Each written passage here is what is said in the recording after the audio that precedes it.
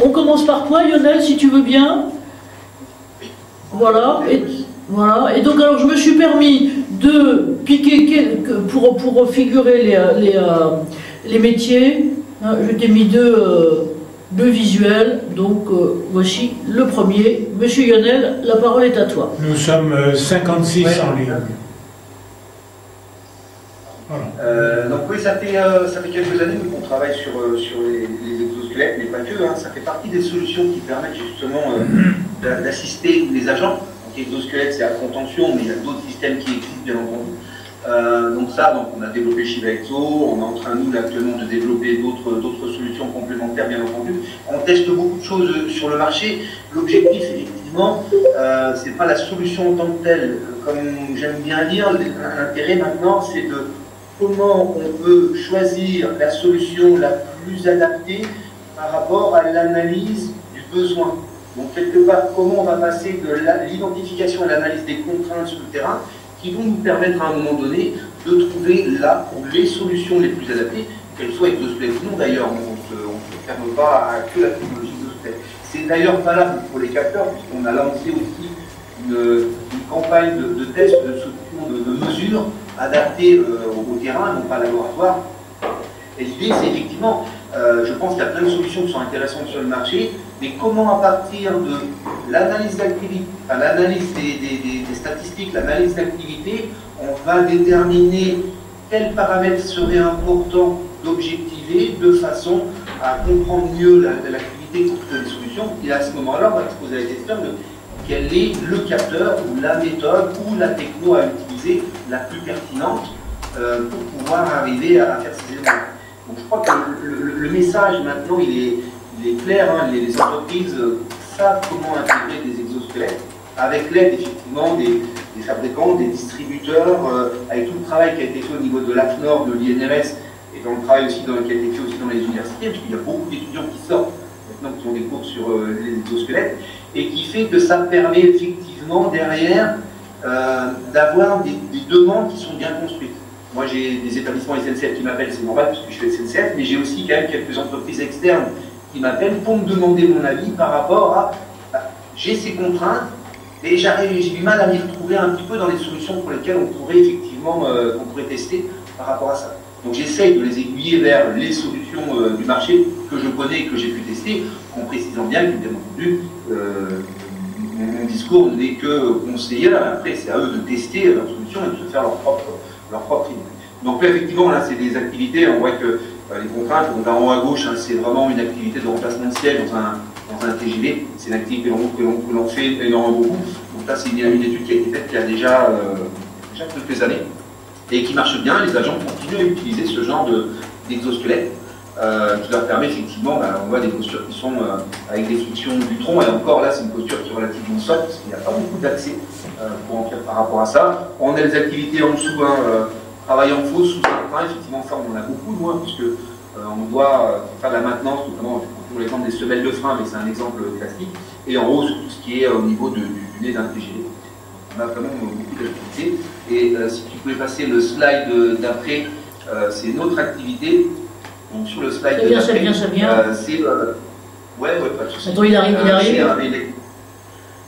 C'est une activité d'attelage de train, en fait. On s'est posé la question, parce que c'est une activité qui est très compliquée. On a la manille, hein, qui sert à accrocher deux mobiles ensemble. C'est quelque chose qui pèse relativement très lourd, qui est attaché, qu'il faut positionner. Il y a très peu d'espace, un espace exigu. Il y a un référentiel interne SNCF qui préconise des techniques gestuelles à respecter pour entrer, sortir, atteler, etc., etc. Tout ça est très codifié, c'est existe depuis très longtemps. On a essayé de faire évoluer un petit peu les techniques gestuelles pour éviter que ce soit un peu trop pénible à faire et améliorer le système. Et là, la problématique, c'est que, mis à part potentiellement la technique gestuelle, il n'y a que les exosquelettes qui pourraient potentiellement nous aider. Donc là, effectivement, le test que l'on a fait avec un moniteur de manœuvre, on a essayé de tester plusieurs choses. Donc on a testé une ceinture lombaire, on a testé le lift suite, on a testé un exosquelette pour les membres supérieurs. Et en fait, ce qui est très intéressant, c'est que là, j'ai fait une photo d'un agent, mais on avait deux personnes. Ils n'avaient pas du tout la même stratégie opératoire motrice pour justement justement faire l'attelage. Il y en a un qui avait des plus de tronc, donc il utilisait plus les genoux, et l'autre qui avait plus des pointes de joues, donc il utilisait plus le tronc. Et en fait, on se rend compte qu'en fonction de la technique à utiliser, on n'a pas forcément besoin de la même assistance. Et donc là, en fait, on a cumulé sur les photos, là, l'agent, il a 3 exosquelettes sur lui pour faire cette activité. C'est ça qui est intéressant. Et après, j'arriverai à la fin. C'est un travail que je suis en train de finaliser. C'est comment on peut arriver à identifier et qualifier les contraintes sur les différentes zones du corps, comment ça peut permettre justement d'exprimer des besoins d'assistance, et forcément derrière, par rapport à un catalogue de solutions que chacun doit se faire, par rapport à son entreprise, comment on va pouvoir choisir dans ces solutions, les solutions qui sont qualifiées, mais par rapport au même type de critères.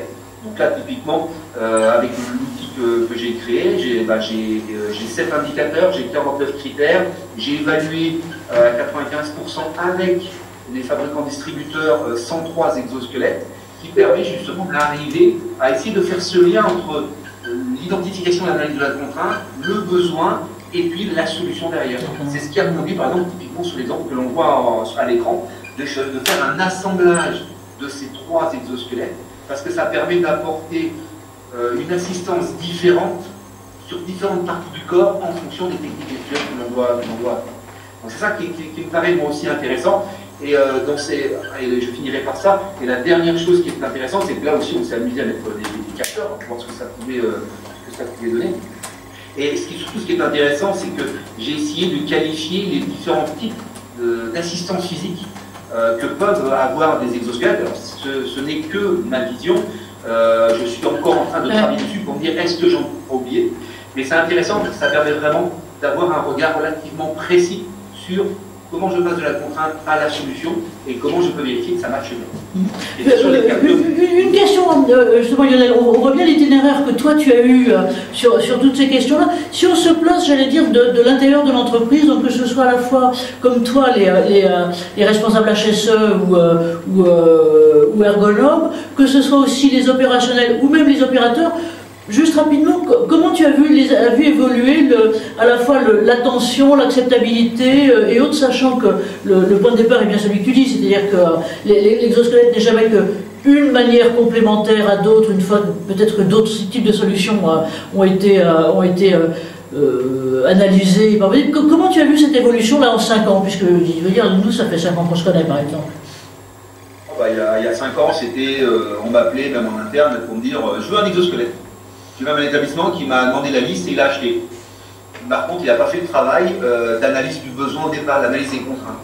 Maintenant, et on a vu une progression par rapport à ça. Alors suite aussi, tous les travaux qui ont été faits au niveau de l'INRS, de l'AFNOR, tous les outils forums ont permis de démocratiser aussi cette approche de l'intégration des exosquelettes.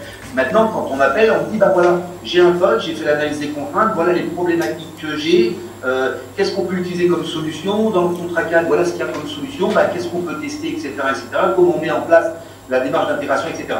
Donc en fait, on voit bien que, comme j'aime bien dire, moi, les établissements se sont professionnalisés sur la démarche d'intégration.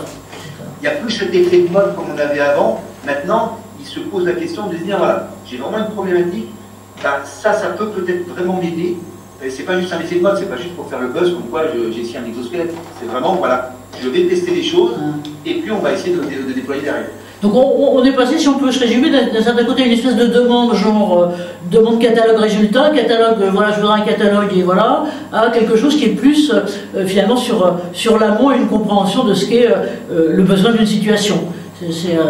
Oui. Et chez toi, c'est flagrant. Merci à toi. On reviendra sur ces questions-là tout à l'heure. Maintenant, faut que je reprenne mon truc. Maintenant,